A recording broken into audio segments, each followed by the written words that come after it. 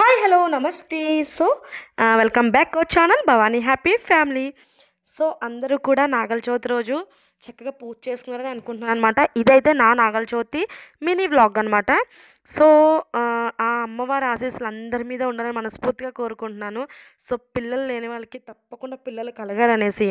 So మనం పుట్టలో పాలు అవి పోసినప్పుడు పిల్లలు పుట్టలేని వాళ్ళకి ఎందుకు తెలుసా పిల్లలు పుడతారు?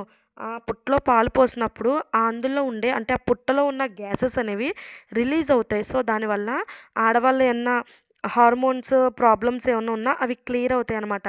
అందుకే కొంతమందికి అంటే నాగదేవతకి పూజ చేసిన, పుట్టకి పూజ చేసుకున్న పిల్లలు పుడతారు కదా! సో ఇదొక రీజన్ అనమాట. దాంట్లో ఉన్న గ్యాసెస్ రిలీజ్ అవ్వడం వల్లే చక్కగా సంతానం అనేది కలుగుతుంది. మనకి మన దేవతలతో ఎంతో మంచి సంబంధం ఉందండి. ఎంతో ముడిపడి ఉంది బంధం అయితే. సో మనం దేవుడిని నమ్ముకుంటే ఇంకెవరిని నమ్ముకోక్కర్లేదు. మన బాధ, కష్టం అన్నీ కూడా దేవుడికే చెప్పుకోవాలి. So please subscribe our channel. Bye bye.